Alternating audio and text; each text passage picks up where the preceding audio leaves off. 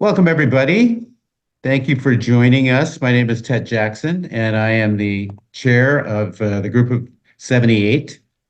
Most of you know us. We're a nonprofit that works on peace, climate, and justice through progressive Canadian foreign policy and renewed multilateralism. And we've had a busy time these last few weeks, just like everyone else is working on those kinds of issues. Um, Before I get started, though, let me just say that we're coming to you from Ottawa, and we're on the unceded territory of the Algonquin and Anishinaabe peoples. It is a privilege for us to work and live in these beautiful lands. You can see that the title of our session today is unusual for a group that works on peace and disarmament. And What we're thinking here, and I think everyone else feels this to a great degree, is that we're in an unprecedented moment. This is the time for us to get out of our comfort zones, ask ourselves some hard questions, try to learn our way through these issues. And I'll introduce our speaker in a moment, but we're very lucky to have Thomas Homer-Dixon to work with us today on a set of issues which are complex, to say the least. Um, Putting ourselves on a war footing in every area, vis-a-vis a neighbor that has been a very stable neighbor to the south, but is now proving to be an authoritarian rogue state in many ways. So this is a serious moment.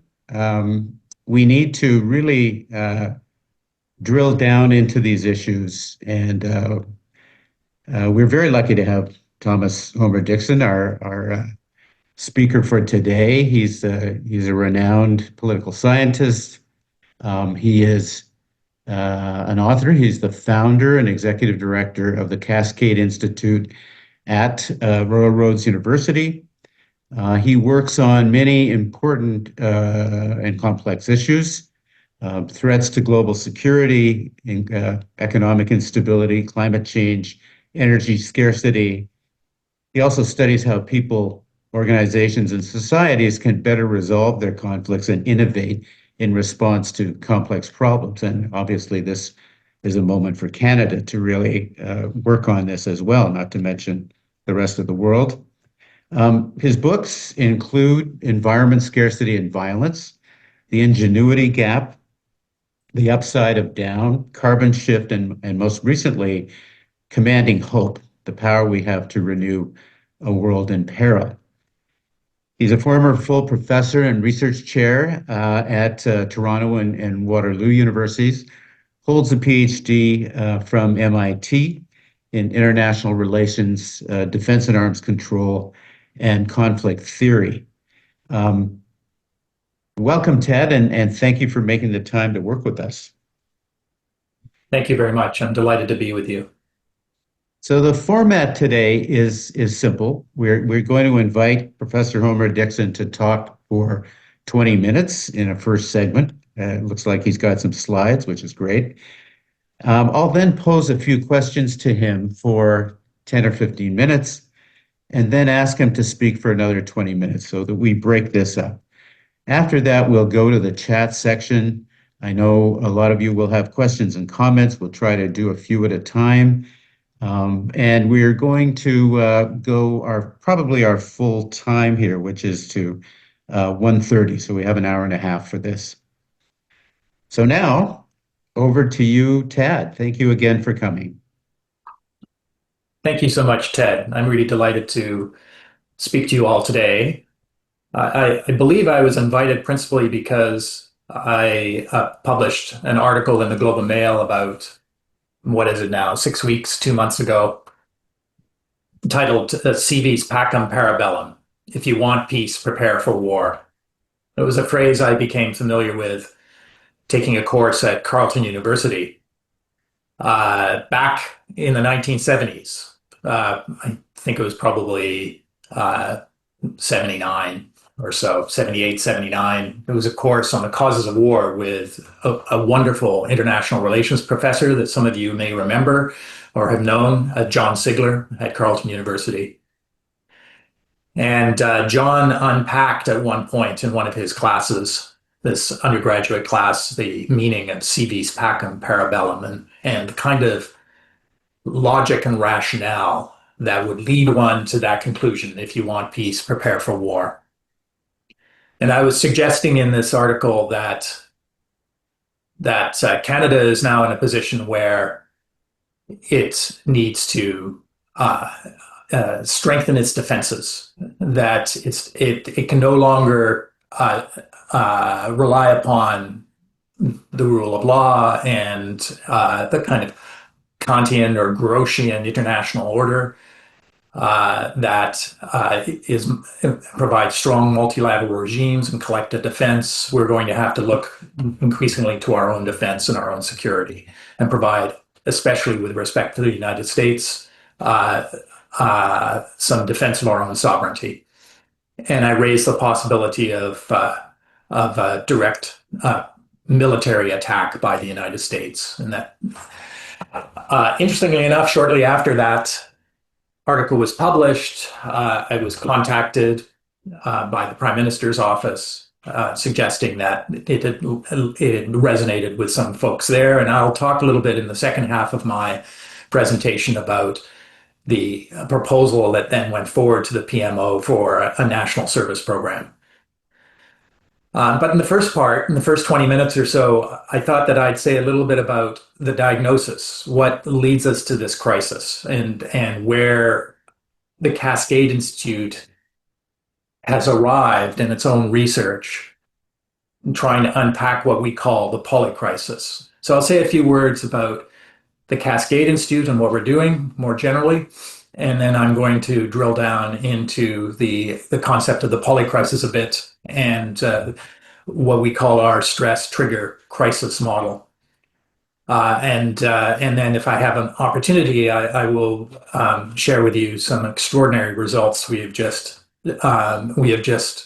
uncovered or produced through our polycrisis research team in a global model of interacting world systems, food, climate, geopolitics, economy, technology, looking out to 2040 and what some of the results of that global modeling are.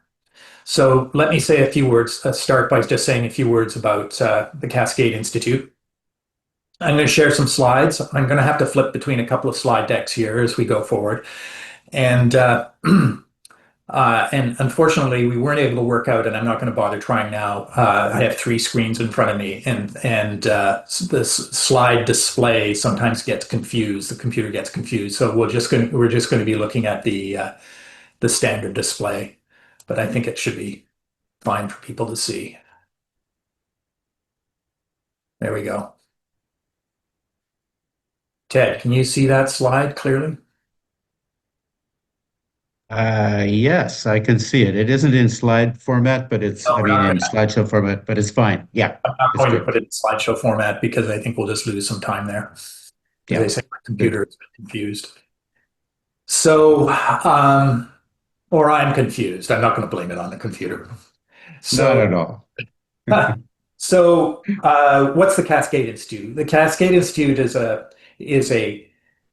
think tank, or sometimes we refer to ourselves as a think-to-do tank that is focused on solving global problems, as you can see here. But most importantly, we apply complex systems theory to identify practical prescriptions. So we're looking for nonlinearities or nonlinear potential in complex economic, social, environmental systems, often at the global level. And we're looking for tipping point possibilities, places where literally you can produce cascades of problems or cascades of opportunity. In fact, we divide our work into two categories, anticipating pernicious cascades and triggering virtuous cascades. Anticipating what can go wrong in the world with ramifying problems. You can see our symbol shows dominoes falling into each other. where the pandemic causes an economic crisis, which causes political and social problems within society. So these connections between large systems. And we're also interested in identifying tipping point possibilities, places where interventions can make an enormous difference with relatively small investments of resources. We call these high leverage intervention points, or HLIPs. We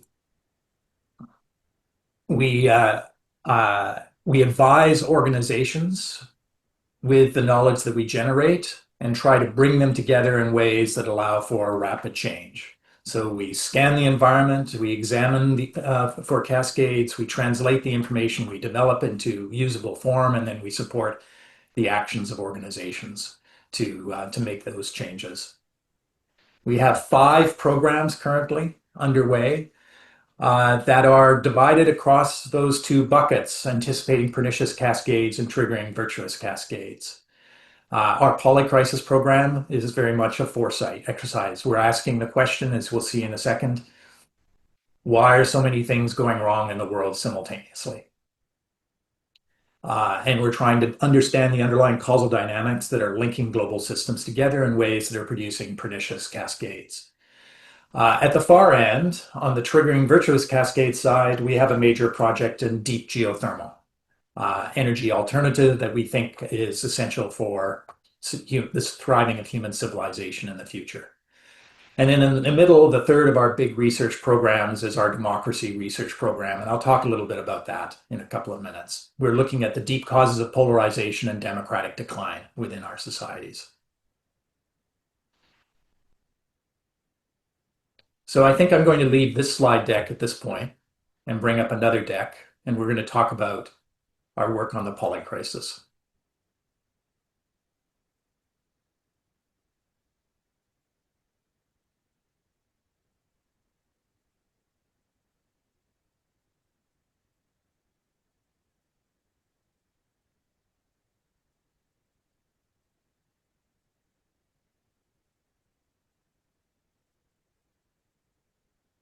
There we go. You see that? Yep, I can see it. Okay, so this is a term that was first introduced just over 20 years ago, and but didn't see much circulation until roughly the middle of the last decade, especially in Europe, where there was a convergence of problems relating to financial instability, major migration stress on Europe, and also Brexit. And senior policymakers at the time referred to this as a polycrisis that Europe was facing. The term got some traction then, and in fact, we began at the Cascade Institute to use it as a way of organizing our thinking. Then Adam Tooze, the renowned economic historian at Columbia University, unpacked it in more detail. And in the 2023 World Economic Forum meeting in Davos, Switzerland, it became, in a sense, the neologism du jour, the unusual new idea or concept that dominated that particular meeting. Um, and the fundamental question is, are we facing anything that's really new here? Is this world that we are describing as affected by a polycrisis one where the interaction or the simultaneous occurrence of geopolitical stress, climate stress, pandemics, and the like is just a coincidence? Or are there actually causal interactions and connections between these things? And we are arguing within the Cascade Institute that there are deep causal interconnections. And we're trying to understand what those connections might be. So it's not a perfect storm. It's not just a coincidence. It's a polycrisis. And so we've spent a lot of time at the Cascade Institute explaining and trying to understand those underlying connections. And the model we use is something we call the stress trigger crisis model, or STC model. uh, where we identify long-term stresses that operate at the global level. These are slow processes. We often know a lot about them over time, widening gaps between rich and poor people, the heating of the climate, uh, demographic change over time. These are slow macro processes, often operating at the global level, and they're data rich. We actually can project, we've seen the trends in the past, and we can project them into the future. It's contrasted with what we call triggers, which are fast processes, often very local, operating maybe at the level of a region or even in a particular um, moment of time and place. And they're substantially random or stochastic, as statisticians would say. In other words, they're not predictable, whereas stresses can be projected to a certain extent, triggers are substantially unpredictable. And you notice a little multiplication sign in there. It suggests that to get a crisis of some kind, you need the interaction between stresses and triggers. So you can think of that multiplication sign as a Boolean AND operator. You need both stresses and triggers to produce a crisis. And a crisis is a state of systemic instability where you've moved from a state of equilibrium into a state where the crisis, the system, the economy, the geopolitical system, the climate is between two stable states or multiple stable states, but it's not in a stable state anymore. And what stresses do, as you can see from the underlying diagram, which is called a stability landscape diagram, something that complexity scientists use a lot, is that the stresses shallow the basin, the equilibrium in which the system is normally resides. And so the system becomes more and more vulnerable or susceptible to increasingly less powerful triggers that can knock it into a crisis state. So the system becomes less resilient over time. What this suggests, this model, this STC model, is that we should be paying most of our attention to stresses, not to triggers. And yet in the common conversation about the origins of crises, almost all of the focus is on triggers. We call this trigger fixation. Almost all of the focus, almost all of the attention is on triggers. So what are these stresses? What is it that's producing a world in which we have to start thinking about preparing to defend Canada against, for instance, an authoritarian regime in the United States? There are many, and you might wonder how they relate to, for instance, the rise of Donald Trump. We can talk about that in our Q&A, but we would argue that these are underlying destabilizing forces that are collectively reducing institutional resilience, undermining economies, making people angrier, and ultimately leading to the rise of populist authoritarianism. In fact, you can see that one of the stresses we identify, number 10 down at the bottom there, is the spread of populist authoritarian ideology. I'm not going to go all through these stresses, go through all of them right now. They move from significantly material stresses at the top of the list to more what we would call ideational stresses, things that are happening in people's heads or within institutions, social phenomena, towards the bottom of the list. I would note that there are two, if you look at 5 and 7, that include the qualifiers high uniformity and high connectivity. High uniformity and connectivity of the global food supply, high uniformity and connectivity of the global financial system. Complexity scientists have shown in the last decade or 15 years that any systems that have both those things at the same time, that are highly uniform or homogeneous and highly connected together, are vulnerable to cascading failure. You think of a monocrop in a field of, say, corn, in an Ontario field that's all the same genetic stock. The stalks of the corn plants are very close together, so in a sense they're tightly connected. They're all genetically the same. A pathogen enters in one side of the field and it can wipe out the entire field very quickly because the response of the corn plants is identical. There's no diversity that allows for differential response to the pathogen. And in systems that have high uniformity and connectivity tend to be vulnerable to cascading failures, and we reproduce those features in a lot of our global systems. So at this point in my presentation, I would elaborate in some detail on some of these stresses, but we don't have much time and we want to get to some conversation. I'm just going to say a few words about these three phenomena here, these three stresses, and how we're unpacking them. Now, remember when I was talking about the Cascade Institute, I said we have a polycrisis research program, a democracy research program, and a geothermal research program. Uh, I've talked a little bit about the work from our polycrisis research program, but not about our global model, which we may get a chance to discuss in a few minutes. Now I'm going to show you the underlying uh, causal hypotheses for our democracy program. Uh, and this is just warning you, the next diagram is a little bit complicated, but it's actually fairly easy to understand. This is a four causal pathway diagram. We have identified four relatively independent causal processes that we believe are driving ideological and social and political polarization, deepening social divisions, and democratic decline in Western societies. In fact, we believe a lot of these processes are operating around the world. And this is the model we're using. You can think of these as a set of hypotheses. We are proposing to bring together a group of experts from around the world to actually examine these hypotheses in detail. But we also believe that they provide a framework for potential interventions, which I will get to in the second part of my presentation, a framework for potential interventions that we might be able to use to reduce polarization processes and democratic decline.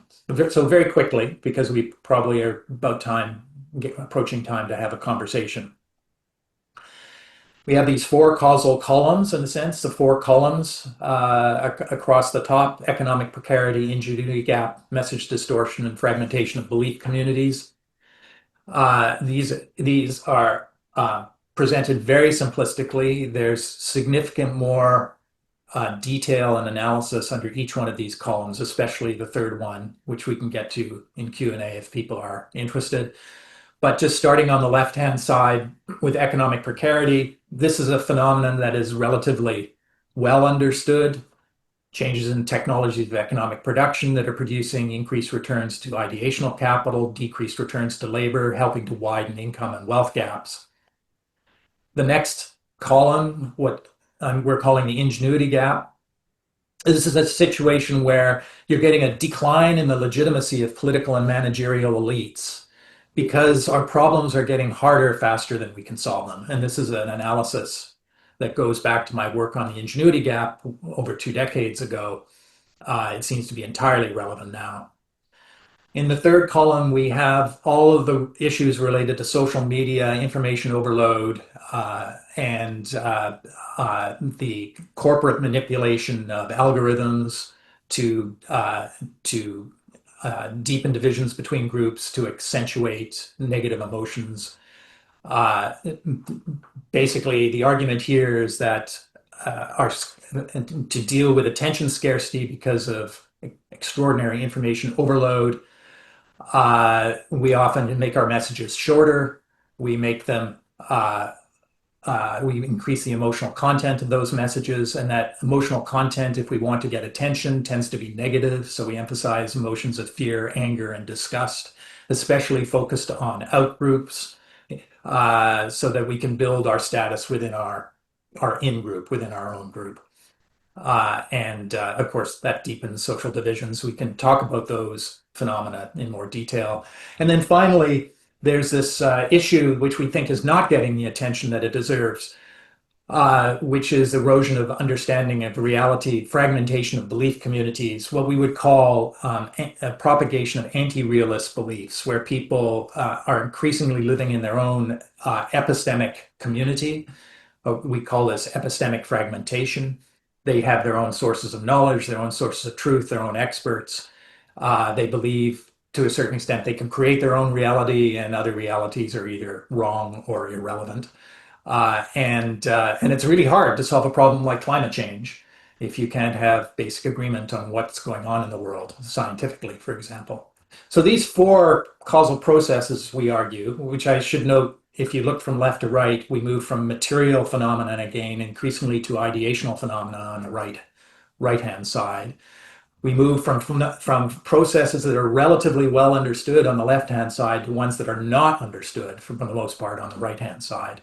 And we argue that these four processes interact in powerful ways. They show a couple of sets of arrows of interactions between them, but there are actually many. And together they produce a social selection environment that favors opportunistic actors who want to or are willing to leverage intergroup conflict to accumulate political power. And Donald Trump would be a perfect example of that. And the ultimate consequence of many actors like this being, in some ways, favored by this social selection environment that they find themselves in. The consequence of many actors being favored in this way is we get worsening ideological polarization, deepening social divisions, greater likelihood of dehumanization dynamics, and weakened democratic governance. Now, perhaps we should leave things there for a moment. I think we probably have a lot to talk about. The next thing is, okay, what do Canadians do about this? How do we approach this in terms of set of solutions? And I'll get into that in the second part of my presentation, because and this is where, for instance, a national service program, national civil defense are potentially important elements of our response, because it's a much more dangerous world. It's a world that is increasingly unstable, and that is going to be flipping increasingly between equilibria or being constant state of disequilibrium because of the underlying stresses that are operating, to go back to our STC model. And if we're going to approach the particular four problems that I've identified, or we've identified here, we have to have a systemic response. We have to do a number of things simultaneously. That's a fundamental premise of complex systems approaches. There is no magic bullet. You have to look for suites or sets of interventions that simultaneously hit the complex problem from several directions, multiple directions, and try to achieve synergies, positive interaction effects across those interventions. And I can talk a little bit about that in a few minutes, but why don't I stop sharing and see where we are with our comments and questions. Right. Thank you very much. Well, easy peasy. Um, I would invite participants to eat and hydrate, because this is going to be intellectually and I think just analytically a really important thing to get our minds around. So thank you for this. This is and we've already got a request for, can we get the slides, so we can arrange that, I think. No problem. I wanted to ask you something around research, just in the way you're doing this remarkable work. And I was glad, by the way, to see the ingenuity gap show up on the chart, because I was kind of wondering, where did that work go? Where could it go? But in general, what's the kind of mix of verticality, if I could put it this way, that in your research, for how much do you focus on the global dynamics, how much on national and regional, how much on local? Because we know there's both crisis and innovation going on at all those levels everywhere. That's a wonderful question, Ted. The short answer is that we actually address all three of those levels. And it's pretty conventional, just as you did, to talk about the local slash regional maybe, and then local, community, regional, national, and then global. Again, a complex systems approach pretty well demands that you look at all three simultaneously, because you take upward and downward causation very seriously. Complex systems are sensitive to initial conditions. That's the phrase, sensitivity to initial conditions. It means basically that small things can make a really big difference. So innovations that happen at the local level may actually stimulate cascades of changes upwards but at the same time, as we're finding it's at the local level, those global phenomena, those global stresses, or even the polycrisis at the global level, is having intimate effects on what's happening locally in communities. And the pandemic was, of course, a classic example, right? There was an outbreak of a zoonotic viral disease in China, and it intimately affected all of our lives in a very personal way and had huge, intimate economic impacts upon us and social impacts. Uh, uh, the pandemic itself was the example, regardless of whether it emerged from a wet market or from a Chinese research lab. There was an incident that occurred, a small single incident that ended up costing probably 30 million lives globally and put human civilization on a fundamentally different trajectory, upwards and downwards causation, right? So if you look at our programs, we actually we cross all three levels. In fact, if you might have noticed that there was a program of the five programs called Scale Up and Acceleration. It Yeah. actually had three, it's a little arrow going like this with three levels, local, Mhm. national, global. And so we have a project with a significant research project with the University of Victoria that's called Accelerating Community Energy Transitions. So this is about figuring out how communities can speed up their transitions to zero carbon, especially communities that are highly dependent, for instance, on diesel fuel in the north or on the west coast of Vancouver Mhm. Island. How can you move them to renewables? But our job within the Cascade Institute is to take what all these researchers are learning within these local communities and figure out if they're generalizable principles for scale up that can be taken global. In other words, it can be taken to Yeah. communities in Africa or South Asia or Indonesia. Mhm. So that's at the same So time. let me Yeah. jump in because in all the fields that I've been involved in, and I'm old, so there have been quite a few, that we talk about with in good faith, scaling up, the scaling up process, the moving from innovation to scale. The Prime Minister, I think, has frankly rightly said it's all about speed and scale now. We have to, particularly for the Canadian economy, but for everything. But we have a kind of our institutions have become have a pace that is a bit too luxurious, it seems to me, of constant, discussion and layers of decision making, not moving to scale, and probably not getting rewarded for scaling in a substantial way. We get rewarded for talking and talking cool ideas, getting good policies. What are you seeing in terms of what institutions need to do to change themselves? I don't want to get into the next section, but actually your research has many implications, obviously, for what institutions need to do about themselves. In the next section, we'll talk a bit more about institutions because we deploy what we call a Worldview Institution Technology Framework, WIT. And I'll talk a little bit more about that. Institutions are a vitally important intervention point. Um, so this does get to my work on the ingenuity gap. It turns Mhm. out that that whole approach, that whole framework that I developed now 25 years ago is entirely appropriate for the crisis that we find ourselves in now. Still very useful. Um, so I'm starting to work with my team to elaborate it more theoretically to make it amenable to modeling. Um, so to answer your question specifically, the inertia comes significantly from incumbent vested interests. Mhm. And it's a point that I made in my original book, The Ingenuity Gap, and of course, it's not particularly unusual or novel, this argument that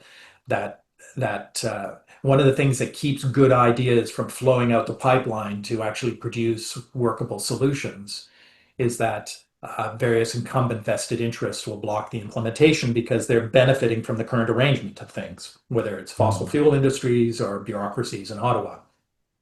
So But the other thing that's happening is what I was going to mention just before we switch gears here a little bit is that at the global level, you've got all of these stresses operating that are producing dramatically more complex problems and are destabilizing our systems, and all the way down to the community level. So that people are having to solve problems that are orders of magnitude harder. People, institutions, governments are having to solve problems that are orders of magnitude harder than they were before.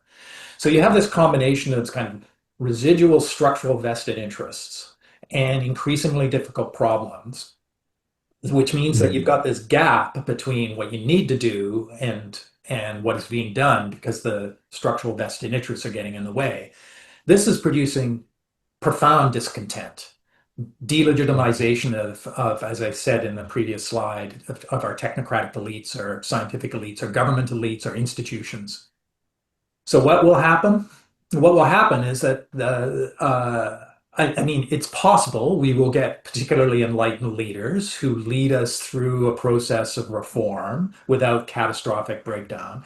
But what's more likely historically is that you actually get breakdown, and it's Mhm. only in that period of time where you can have a reorganization of systems to adapt to the new circumstances. And this is a phenomenon that the ecologist Buzz Halling unpacked in great detail in what he called his adaptive cycle. It's what I call in my book, The Upside Down, catagenesis, rebirth through breakdown. We Mhm. Trump is a absolutely. I mean, he sells himself as a disruptor. He sells himself as somebody who's going to smash things, break things, wreck things. Doge Mhm. was an exercise in wrecking stuff. This is a breakdown process we're in right now. In Buzz Holling's terms, we've gone past the apex of the front loop and the adaptive cycle, and we are in the omega phase now. Now that sounds pretty scary, but it's also a place where there's opportunity for doing new things that couldn't be possible before because the incumbent vested interests are being discredited in real time. Uh, Mhm. and, Terrific. and so that's So, that, that's yeah, that's my general answer to your question. It's not terribly satisfying, but that's yeah, let's go with it. I think it's a terrific answer. I think what we need to do is move on to Canada and to the issues that you see emerging and to some of the perhaps solutions, and give you some time and space to do that next segment. So why sure. don't we shift over to you? Sure. Okay. I'm going to continue sharing slides here. Great.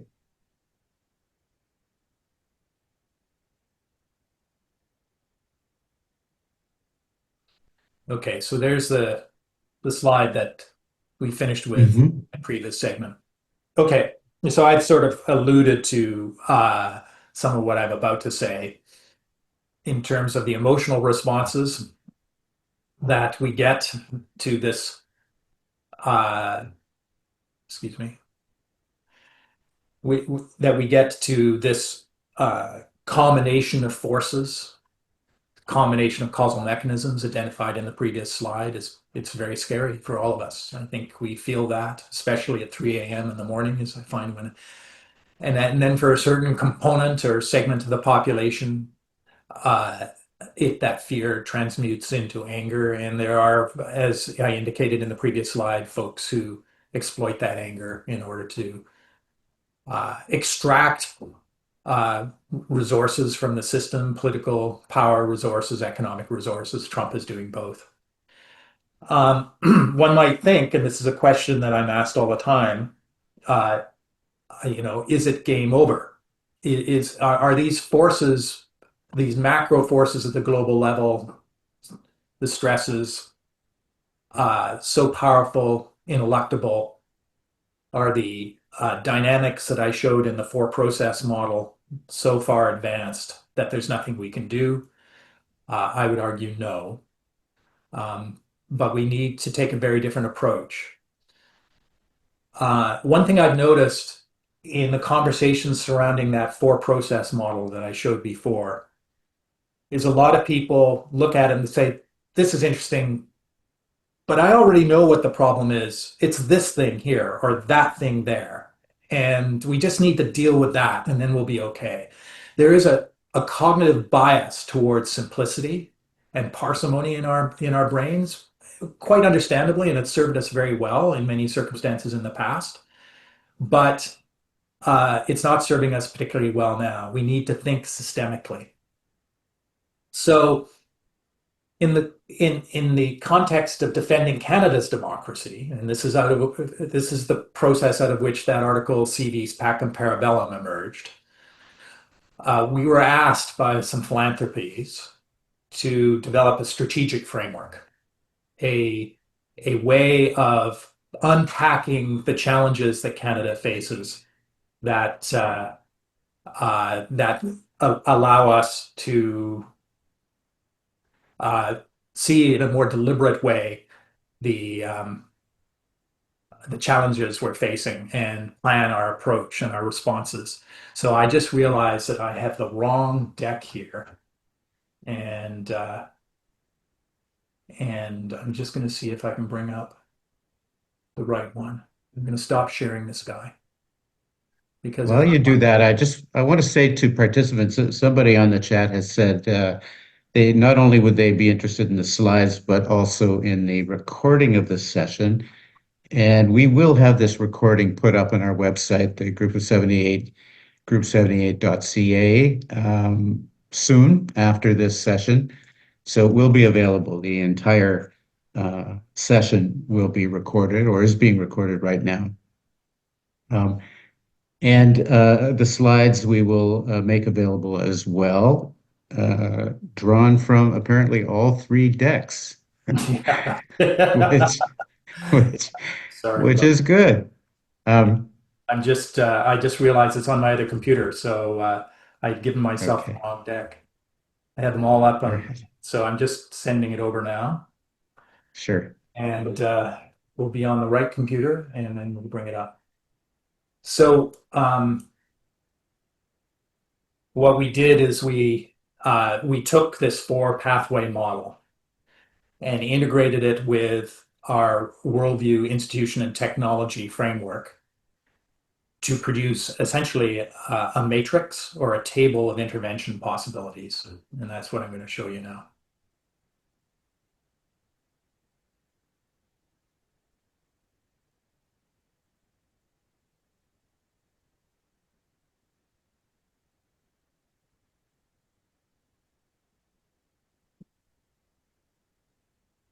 So this is based on a presentation I did at Massey College back in April.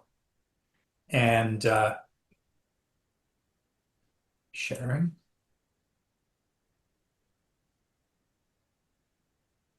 It's coming. Yeah. There we go. You see that? I'll enlarge it so you can see it properly. Yep. Oh, very good. Okay. I'm just going to go through these opening framework setting assumptions at the beginning. The problems facing Canada and weakening our democracy are so diverse and complex that it's difficult to know where or how to start fixing them. We need a systems lens. This is the point I made just a moment ago to understand these problems and implement effective responses. The second is that democracy is far more than institutions and procedural rules of elections. It's fundamentally an ensemble of beliefs, moral commitments, and practices, all of which can be strong and resilient only if embedded in a thriving economy and society. So the system we need to focus on then is the Canadian society as a whole. It's a whole of society response. Revitalizing and defending our democracy requires a whole of society response from our communities through our diverse regions and across our entire nation. So the Cascades Institute's framework for revitalizing and defending Canadian democracy is therefore strategic. It shows how targeted interventions to strengthen our country's economic and social resilience, ideas for new interventions and proposals in circulation, can be integrated into a synergistic and powerful action plan. The key idea here, to go back to what I was saying before, is that isolated interventions, single interventions, are not going to be effective. There is no silver bullet. You need to do a suite of things simultaneously if you're going to be effective. And then finally, accurate diagnosis must precede effective prescription, which is why we spend a lot of time thinking about the underlying causal mechanisms. We need to correctly understand what ails Canadian democracy before we try to intervene and strengthen it. So we use two analytical tools to diagnose the forces weakening our democracy and to identify where and how Canadians can address those forces. The first is a deep analysis of the drivers of ideological polarization, social division, populism, and democratic decline in Western societies. You've already seen that. That's the four-process model I presented a few minutes ago. There they are. Drivers of economic decline, economic precarity, the ingenuity gap, message distortion, fragmentation of belief communities. The second, and as I mentioned as I was just bringing up the slides, is that we integrate this with what we call a WIT analysis, which assumes that societies are organized around cohesive clusters of worldviews, institutions, and technologies, or WIT sets.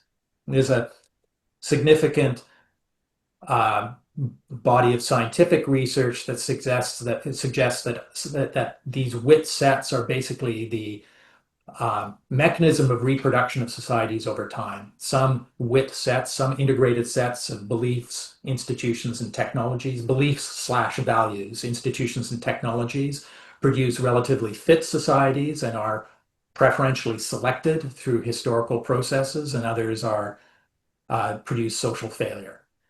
The broader argument would be that the WIT sets around which Western society is currently organized are not adapted for the kind of environment that Western societies find themselves in. So we have this tight coupling between worldviews, institutions, and technologies. So where does this lead you? You've seen the four causal pathways, and then we can integrate those with worldviews, institutions, technologies. You can ask a question, or you can work to identify interventions by using this kind of statement or sentence that's identified here. We want to identify an intervention that reduces economic precarity for worldviews, and identify an intervention that closes the ingenuity gap for institutions, or that reverses the fragmentation of belief communities for using technologies. We found a table which identifies 12 categories of intervention to be particularly helpful in disaggregating this problem in a strategically useful way. In fact, if you think about it, this table can actually be unpacked into essentially what do they call it? A rectangular prism, I think it is. Basically, if you think of, because Ted, you were asking about communities, nations, or local, Global. regional, national, and global, right? You can think Yeah. of these 12 cells here as being represented at each of those levels. You know, the 12 cells at the global level of this table, the 12 cells at the table at the national level, and the 12 at the community level. So that actually gives you this rectangular prism, or I guess you could say Rubik's Cube, identifying 36 intervention points. Now, I'm just going to skip through the next slides, because what I did for these folks is I unpacked the details of the four pathways. And then we'll go to the end of that document that we have produced, which is the strategic framework for revitalizing and defending democracy. And I asked, when we were producing this document, I asked our team here at the Cascades Institute, which includes people with expertise in everything from neuroscience to geophysics. I said, just look at this table of 12 cells and brainstorm or blue sky some ideas that you think might be useful. Kinds of interventions. And so we had online for a couple of weeks a whiteboard, and hundreds of ideas were generated. And we distilled from that 100, 18 examples. This is not exhaustive. These are just illustrative examples. And I'm going to just go through a couple here, and then we can come back to our conversation. I'm going to look at these four quickly and enlarge them so you can see them properly. But again, notice that the table is organized in the way the previous table. Interventions to mitigate message distortion, operating mainly on worldviews. Interventions to reverse fragmentation of belief communities, operating mainly on institutions. That's how this table works. So let's start with this guy down at the bottom. So the suggestion here, and remember, this is a we're identifying interventions in this case that are addressing the ingenuity gap and operating mainly at the technological level. And the idea here is to prototype and test new approaches and new technologies for citizens' assemblies and participatory budgeting to increase democratic participation and legitimacy at the municipal level. So one thing that I think we've all recognized is that many of our municipal meetings are becoming shouting matches. And at least here on Vancouver Island, municipal councilors frequently are scared to turn up at meetings because they feel they're at physical risk. And some people have been banned from meetings because they've made threats and stuff. There's a real breakdown of local democracy. So what are the social and also the information technologies that could be used constructively to improve local democracy? And I would point to people like Peter McLeod, who runs Mass LDP, as being pioneers in this particular area, developing these technologies. So let's take a look at the next one. In this case, we are looking at an intervention to reverse the fragmentation of belief communities that operates mainly at the institutional level. So here we go. And we may want to talk about this in our conversation later. This is a Serve the Nation intervention. Establish a one-year national service program for young post-secondary Canadians stipulating residence outside one's province with varied, but including military reserve and climate corps service options. In response to the CV's Pacem Parabellum article, we were asked by the Prime Minister's office to produce a detailed proposal, including budgeting for a national service program. I don't know what's happening to it, but apparently there was a real interest in trying to understand how to do something like this. It has 4 components. It has a civil defense component, a youth corps component, a homeland defense component, and civil defense, youth corps, homeland defense, and national service component, just a generalized national service component. And these are designed to be integrative. This was put together by David Last, who is a faculty member at Royal Military College in Kingston and has thought about these issues for decades. So very practical intervention. And in this case, there may even be something moving out that pipeline towards implementation. Let's look at another possibility, the third or the fourth. This is an intervention to mitigate message distortion, operating mainly on worldviews. We're calling this disinformation inoculation. Revamp education curricula to teach critical engagement with online news, troll farms, disinformation, and artificial intelligence. And something that we're just, for the most part, not addressing in our schools whatsoever.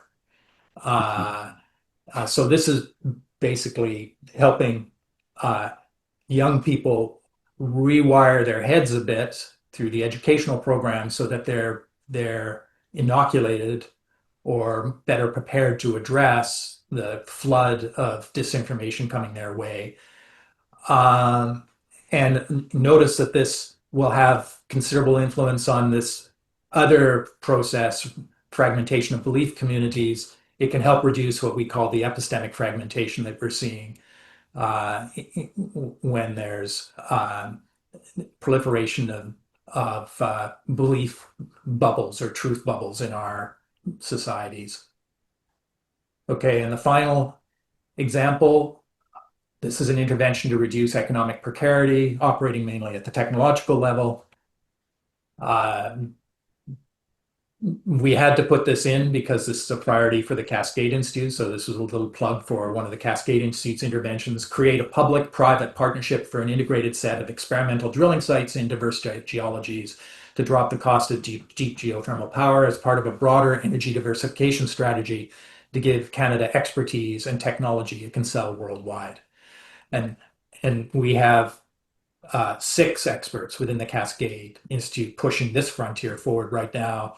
And another proposal went to the Prime Minister's office just last week. It was written up in the Globe and Mail. Some of you may have seen it in the Report on Business to create this integrated set of drilling sites, experimental or test sites across the country as a way of bringing the country together, bringing Alberta and Ottawa together around a common project that could help unite the country and could produce a technology that would uh, uh, revolutionize energy generation around the world because we would be able to sell it as a technology around the world. It would help, among other things, um, provide a pathway for transition for Canada's oil and gas industry. Because what's happening with a lot of the rhetoric right now is we're just doubling down on fossil fuels in the country at a time when one way or the other, humankind is going to get off fossil fuels, either voluntarily or involuntarily this century.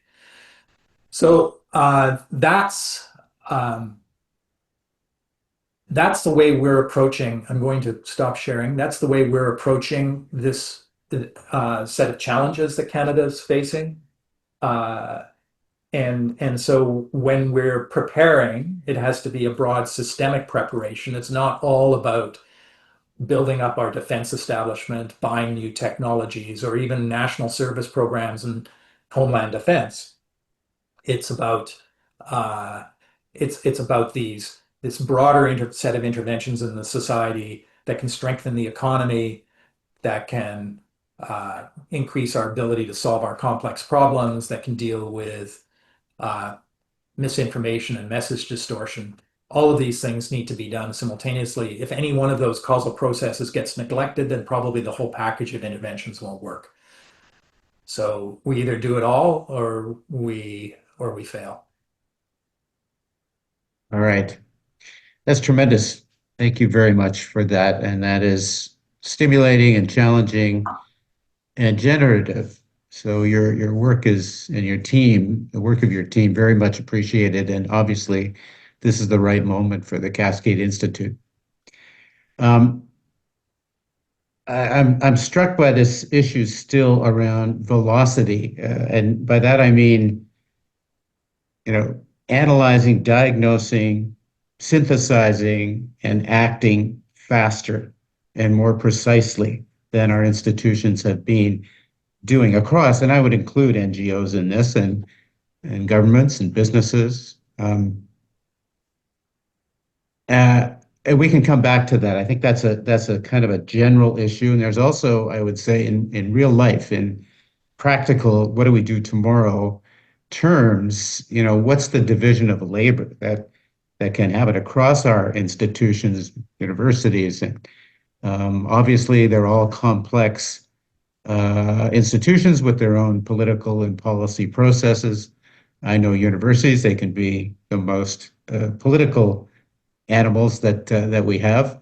Um, so maybe you could make a general comment on kind of big picture strategy to embrace and understand and learn from this matrix that you've got, which I think is very powerful. How do we move our institutions? How do they get faster and smarter in this direction? Yeah. And how, what is the division of labor across? We just have a small country. We only have 40 million people in this case. And we have a lot of smart people, a lot of ambitious and wonderful folks. But, how do we coordinate all this as we go forward? So that's at its heart an ingenuity gap question. And just for Hmm. those Fair enough. online audience here who aren't familiar with that argument, uh, basically, I unpacked the idea back in the 1990s and early 2000s that our problems are getting more complex faster than our solutions, than we're delivering solutions to them. Um, to pick up on your point, Ted, they're getting more complex faster. So there's an increase on velocity as Hmm. well as complexity. So we have to produce more and better solutions faster than before. There were a couple of innovations in this approach to thinking about our situation. One was to disaggregate the issue of increasing problem complexity from the issue of solution delivery, because for one way or the other, people often get those mixed up. They conflate them. The second one was to develop a conceptual approach that would allow us to think in a very concrete way about how to measure increase in complexity, or think about measuring, in the sense, put a number, even if it's just a theoretical number, on increase in complexity, and also think about what it means to deliver more and better solutions, right? And the way I Mhm. did that was to uh, approach both problem complexity and solution quality and complexity uh, in terms of algorithms. You might call them recipes, but algorithms is more accurate. Um, in sets of instructions for how we take stuff in our world and combine it in ways to solve our problems. And our and the degree of problem complexity can be identified by the length of the minimum algorithm or recipe, the minimally effective algorithm or recipe to solve that particular problem, whether it's climate change or widening economic inequality or increasing geopolitical instability or whatever problem, the healthcare crisis, housing, opioid crisis, whatever. What's the length in the whole repertoire of potential solutions to the opioid crisis? What is the algorithmic length of the minimally effective solution to the opioid crisis? Mhm. And that you want to find the shortest algorithm, the one that's easiest Yeah, to achieve. So that's the rough way of yeah, thinking about it. You can put more bells and whistles on it. But what this means is that basically our problems are getting complex in the sense that we have to have longer and longer sets of instructions, and Mhm. more combined modules of sets of instructions coming together simultaneously to solve them. So a problem like the opioid crisis, sort of as you could see from what I was talking about right here, is a systemic problem, and you have to do a whole bunch of things. You have to have sets of instructions, as I was suggesting here, not only for the economy, but for the information system and for the educational system, et cetera, right? yeah. So that's how we think about the rising ingenuity gap, the widening ingenuity gap. And um, to answer your question really specifically, I don't know if we can do this. It's possible to go back to that old management theorist, Peter, whose first name I can never remember. You remember back, we're both old enough to remember the Peter Principle, the book that came out in Yes. the 1960s. And I can't remember Yeah, what yeah, his first name was. yeah. Management theorist by the name, whose last name was Peter. Peter It- Principle was that people within bureaucracies graduate to their level of incompetence, right? So they Yeah. get promoted to the point at which they can't do their jobs properly anymore, and then they no longer move up. And you get within institutions, you get an accumulation of people who are basically incompetent because they've reached their levels of incompetence. It's a very powerful idea. I think it's entirely valid, and it's possible that humankind, this is a Peter principle operating at the species level, that we have graduated Yeah. to our level of incompetence. However, We're petering out. yeah. So I mean, it may be that we've created for ourselves a complex set of problems that are actually beyond our ability to solve, and not just because of all the structural vested interest, incumbent vested interests that are getting in the way, but because we just can't think about them effectively. And Yeah. and so we get the kind of response that I was telling you about before, where individuals say, "Oh yeah, I see the four pathways, but it's really this problem, or it's really that Mhm. issue." Mhm. And that's all we need to focus on. And I see this all the time. Yeah. So But I think I it's, think what we need here, and we have these institutions revving their engines, looking for things to do, like universities and colleges, a cadre, a cohort, not just the national service. I think that's a very important idea, but for our mid-career professionals and across the fields and mid-career other actors, entrepreneurs, etc., to train them intentionally in these problem-solving techniques. yes. So what I said just a moment ago might induce despair, and I have to admit that I sort of cycle back and forth. But on the other hand, I noticed enormous appetite for the kind of thing we're doing. I'm Mhm. I've done probably now 10 addresses at Canada School of Public Service in Ottawa to various Good. cohorts. And the other thing, Ted, is that people get it. They actually have the capacity to do this. Yeah. I Yeah. think the other way of looking at this is it may be that we actually are quintessentially are capable cognitively of thinking in complex systems terms. We actually have a whole series of aphorisms in our common language that point to complex phenomena. The straw that broke the camel's back. That's Mm. nonlinearity. The whole is more than the sum of parts. That's emergent phenomena. They're all over the place. We actually have the Yeah. capacity to do this, but we're so deeply imbued with a Newtonian reductionist framework that we've forgotten how to think systemically. And that's a Uh-huh. muscle that needs to be very rapidly developed and employed. Um, Well, so, let's so come. let Yeah. me just let me say Yeah. one Go more. ahead. I think there are two pathways of response here, right? There's the pathway that we see unfolding in Canada, where there is, I think, a receptivity to systems thinking and a recognizing that we have a whole society problem and we need to address all of these things simultaneously, and bringing the whole society along to do that as much as possible. I think we may see that unfolding in Canada. We have the pathway in the United States, which is responding to these challenges by retreating to simplicity, to shibboleths, to the most simplistic algorithms, which is simply going to produce further breakdown.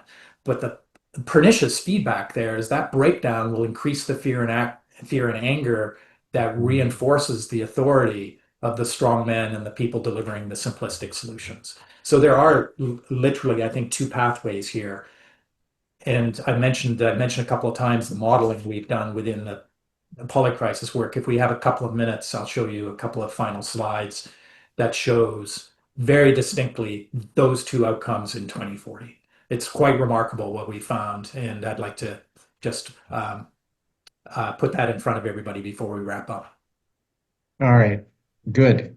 I want to get to a couple of questions before I go to the Q&A chat functions, but one is more military actually, and I don't know if you've given this any thought, but I have. I grew up in a military family. My dad was a peacekeeper twice, um, and didn't like war, but fought. Um, what when you think of our Canadian military leaders, because you have talked about getting us on a war footing, um, what do you think of the fact that most of our military leadership has been trained in the U.S. and is Yeah, aligned with them? yeah. And is there, and maybe as you know, you go around our various aspects, units of government, departments, you may get a sense of this, but what's the capacity for independent analysis and action by our military leadership? So that's a question I don't think I can answer too effectively because I don't have the inside knowledge, but I think it's a really critical problem. I mean, it's not just these institutional connections and professional network connections, but it's also the technology. So, you know, the most obvious example now being the F-35 purchase, which is up in the air. Yeah. Um, those dependencies are a real vulnerability, as people have pointed out with the F-35. Um, I, I, I wonder to what extent those professional networks are already starting to be attenuated, Mhm. that some of the intelligence flows are uh, being squeezed down, sort of throttled off, in a sense that things are going dark for a lot of our Yeah. Canadian military and intelligence folks, that they're not able to see what's going on in the United States as effectively now. Mm. So that's a real concern. I think the prime minister is as quickly as possible trying to strengthen connections with other actors, especially with Europe. So, you know, Yep. broadly, Hmm. if liberal democracy fails in Europe, we are toast. I don't think Europe has fully understands that if liberal democracy fails in Canada and Canada is absorbed in some sense into the United States, that it's going to make the job for liberal democracy in Europe a lot harder too. I've actually been writing to Hmm. Princess Martin Wolf at the Financial Times. I said, and an urgent plea from North America. He and I know each other a bit. I said, Europeans need to recognize that Canada is now a frontier in the defense of liberal democracy, and we need help, right? In part because these dependencies produce an enormous vulnerability for us. It's very clear that President Trump Hmm. sees the world as having three significant spheres of influence: Russia, China, and the United States. In the United Yeah. States, and this is what I wrote in the CV's Packham article, he sees the world as a risk board, and the United States, its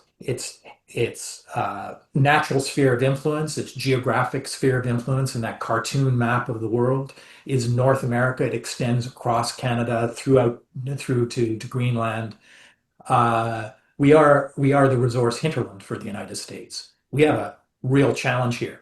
By the way, relevant to this, we have a piece coming out on January 1st in the Globe and Mail. That's an op-ed that reports the results of polling that the Cascade Institute did on Canadians' willingness to fight in response to a military attack. This is the first time this has Hmm. ever been done in Canada. We did a serious poll with Environics, 2,000 Canadians. The results are actually really quite astonishing. Uh, Over the last 2 centuries, there's been a huge sorting process in North America, and culturally and ideologically and institutionally, but especially culturally. People have moved back and forth across this border, and the two cultures are profoundly different now. And what we found in our poll is that a surprising percentage of Canadians are prepared to defend the country, right Hmm. up to the ultimate sacrifice of dying for the country. Uh, 30, Yeah. 38% or so of Canadians are prepared, depending on the circumstances, to die for the country. Almost Yeah. three-quarters would be prepared to join some kind of resistance to any kind of invasion. Surprisingly high figures. It's a So, big number. Yeah. yeah, Listen, let's since we're on it again, I'm getting some good, really thoughtful comments, but I want to ask you one more thing, and that is around defense, civil defense policy and models. We hear that Finland has a very interesting, and we hear that Sweden has an interesting one. Do you see, what's your assessment briefly of those models and what we might be able to adapt from them? I think we need to adopt plans like this. So the proposal that we've put forward, which by the way was written up in the Toronto Star, and if people want to know more about those four components, they're on the Cascade Institute website. That article is on the Cascade Institute website. Okay. Um, I think the combination of in a sense, the empirical evidence that we've derived of Canadians' motivation to protect their country and their sovereignty, uh, with a practical program for civil defense and homeland defense would mean that we would probably be left alone substantially, not economically. The coercion, economic coercion in terms of severing of trade links, of flows of goods and like Hmm. may at some point in the future get even much worse than it is now. You could see ultimately, you could even see a closure of the border entirely. I think it's something we need to prepare for. But I think that we can establish that it just wouldn't make sense. It would be militarily far too costly to try to slice off portions of Canada. And by the way, as I said in that CV's Packham Parabellum article, it's not going to start with a bunch of tanks lined up on the border. It's going to start instead, if it ever does start, with something like an American administration or Trump saying, we want to renegotiate the border location in the Great Lakes, or we're Hmm. not happy with the Columbia River Treaty, and we need to adjust the geography. And Trump has already talked about this, the location of the border in certain places. So it would be slicing off chunks of the country. We need to establish that, and I think the Prime Minister has helped do that. That this kind of thing is just not in the cards. So to go back to your question, I think we can learn a lot from the Scandinavian countries about how one develops not just the institutional apparatus for homeland defense, but the civil support for homeland defense. the Swedes just distributed a brochure across their country to every household in the country. And I have a copy of it. And it says, this is what you do if we're invaded. And on the front page, it has a statement. It says, if you hear from the national government that Sweden has surrendered, know that that's false information because we will never surrender. It's right Mm, there on the front it's page. powerful. It's And very powerful. we need to establish in Canada that kind of defense of what we are as a people and what we've accomplished as a society. And I think the raw sentiment is there. I think that's what our poll shows. The raw sentiment for that is there. Absolutely. All right. We have a few specific issues to, and of course, other big ones, but they're coming in through various parts of this this site. Um, One is around the broad advice that you would have for civil society to support diplomacy, to support international institutions, and also, of course, civil society in Canada. So that's one thing. A second thing is raised by a participant around the rise of Christian nationalism, not just in the U.S., but supported in Canada by both in the U.S. and players here. What to do about that? And obviously, one of your matrix speaks to that issue around beliefs. Yes. And another, just one other thing is around disaster response. A participant has said, where are we at right now? How can our disaster response get improved for all kinds of reasons? So there's just three easy Just peasy three things for small you. issues. You Okay, let me say got a few minutes, you know? let me say a little bit about all of those, and then if we can, I think we have 12 minutes left or so, maybe. Is Yeah. that You about want to right? go to yeah, you want to get in a slide or two I want before that? just I want to provide a teaser so that people are watching for the results of this model when we release them. But very quickly on the disaster relief, it's right there within our four component program: community defense, civil defense. This is not just Mhm. about. There's a difference between homeland defense, which is really very much focused on some kind of Scandinavian-like military uh, defense against invasion, not with any kind of offensive capacity, but the ability to stop Mm. invaders street by street within our society. But civil defense is much more broadly defined. This is about dealing with wildfires or floods or the opioid crisis. And I think there is an enormous reservoir of desire in Canada across communities to come together to address these problems. And what David Lass suggests in his proposal is that the federal government is in a position where it can aggregate this motivation and focus it and structure it in ways that gives people something to do and very usefully at the community Mm. level. And it's as I say, it's laid out in some detail. I'm hoping that we can produce and publish the whole proposal on our website so people can look at it shortly. I need to get Be clearance from great. do that. So that's disaster. I see disaster response as very much part of the civil defense program, and people are Mm. trained in this kind of thing and all the practical tools they need from communication to um, community response and organization to practical things like where the sandbags are. It turns out that it turns out that burlap sacks are really important and that systems can fail for the lack of burlap sacks. So Uh-huh. Very okay, good. so Christian nationalism, the this is a really powerful phenomenon, and there's a kind of apocalyptic element to it, an end days There component, literally is, yes. and uh, and, and I can't speak at length about this except to say that one of the things that we're doing within the Cascade Institute is we have a project to unpack people's deep beliefs. So in this worldview segment of the WIP model, worldviews, we have a project to unpack people's deep beliefs and understand the dynamics of things like Christian nationalism. It's called the Ideological Priors Inventory. We've run out big polls in the United States and Canada.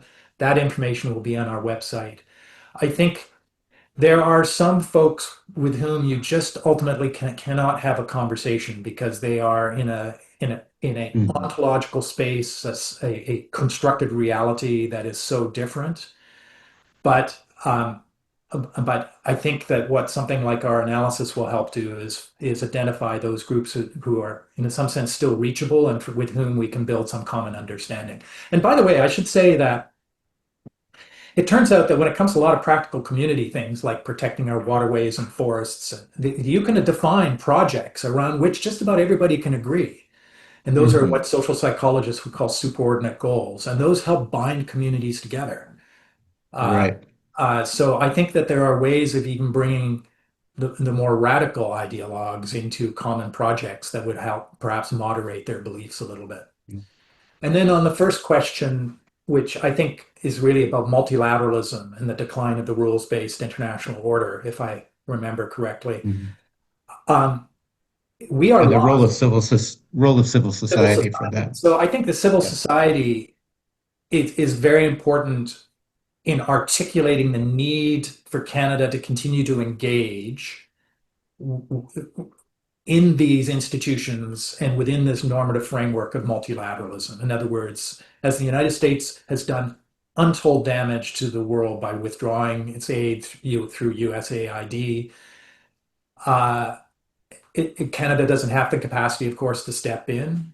But I think there is a response potentially with Europe and other like-minded nations to try to compensate as much as possible. Maybe there's an opportunity to revitalize and reinvigorate organizations like the WHO in this moment of crisis. That would be the catagenesis process I was talking about before.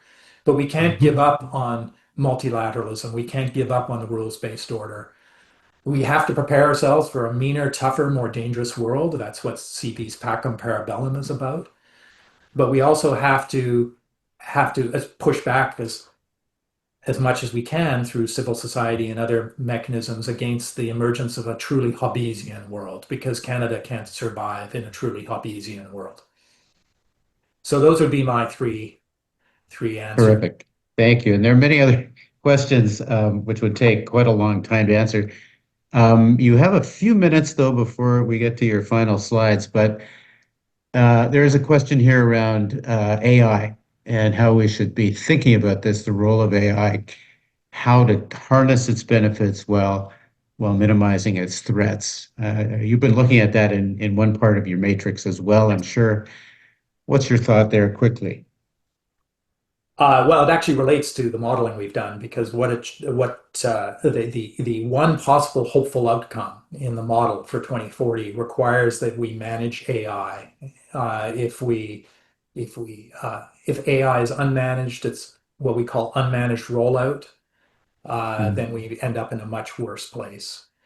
So what we're seeing in the United States, unfortunately, in one of the three great AI powerhouses in the world, China and the United States and Europe, but really China and the United States is a entirely unmanaged process because the uh, the corporations that are driving AI have captured substantial power or have substantial sway within the state, the national state, in Washington, D.C. That's Mhm. phenomenally dangerous.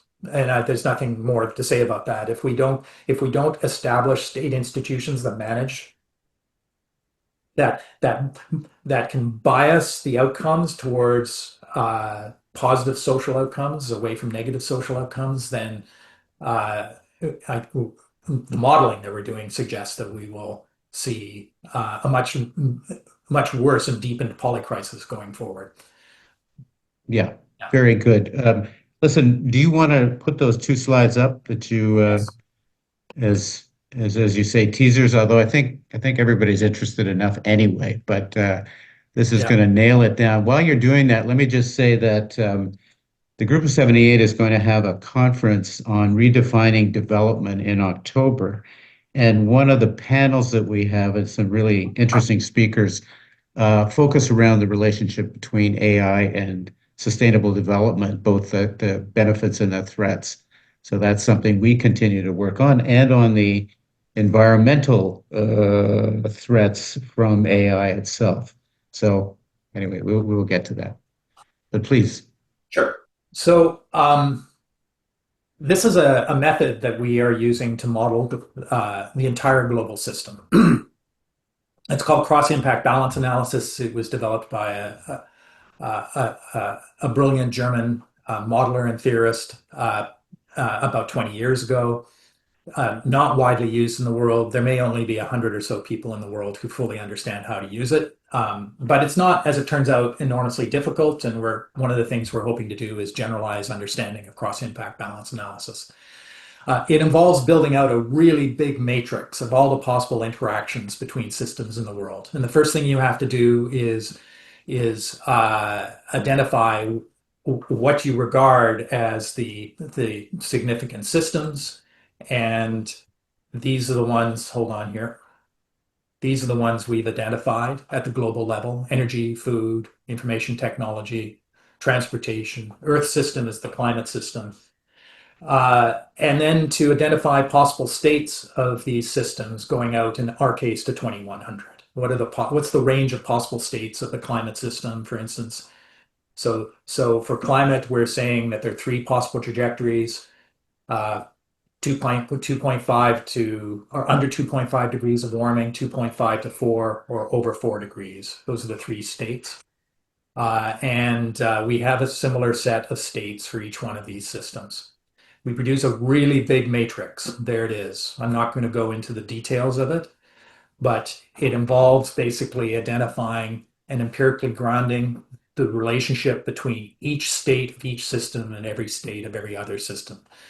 And then there's a mathematical process you use to determine what the equilibria are, the potential equilibrium zones. So remember that state stress trigger crisis model where we had the basin of a complexity theorists call that a basin of attraction. That's a place where the system wants to sit. So we have an 11-dimensional state space here. We have 11 dimensions operating. Where does this complex global system want to sit in 2040? And obviously, it's not going to be just one place. It could be a bunch. And so what the software does is it identifies the attractors in the system. It identifies the places. Now, you can think of these attractors like black holes, okay? The total number of possible scenarios the matrix generates is over 4 million. Some of these attractors, they are a scenario that is very stable, and they suck in a lot of the other possible scenarios. So it turns out that when you do the math, there are 11 possible outcomes that are stable. And the biggest one, which you can see, is this guy here. It's one of what we call illiberal decline attractors, sucks in 1 million other scenarios of the 4 million. These guys, these are the outcomes that are all clustered together. If you combine them together, you're really left with 3 possible outcomes in 2040. We call this Mad Max, but this is basically social collapse. This is Haiti fully at the global level. This is a bunch of circumstances which are producing poverty, violence, and autocratic regimes. If you want to look at where we are right now in 2025, we're about, can you see my cursor? We're about right there. Then there's this guy up here. It turns out that very complex matrix generates an outcome that has strong democracy, managed science, including AI, economic growth, low inequality, and high degrees of government capacity and social solidarity. Very surprising. It's there. The question is, how do we get there from here? Try to get to there. And that's the next problem we're examining. But I'm in the process of writing the results of this model up for Nature because we think it's a major finding. And so watch our Cascade Institute space for more information on, we call this polycrisis core model. And the final version will be 3.0. And there should be information within about 2 months on our website on this. Tremendous. Well, this is amazing. We're going to have to close off now. But you've given us not only stimulating analysis, but some tools, some frameworks to think about our work as a country, as organizations, as individuals. And we want to stay in touch with you. We wish you every success with your work. It's very important. And to keep learning from what you're doing and keep acting on the basis of what you're finding. So, wishing you every success and your team as well. Thank you for Thanks. this. Thank you so much. It's been wonderful to be with you all today. All the best. Thanks, everybody. See you next time.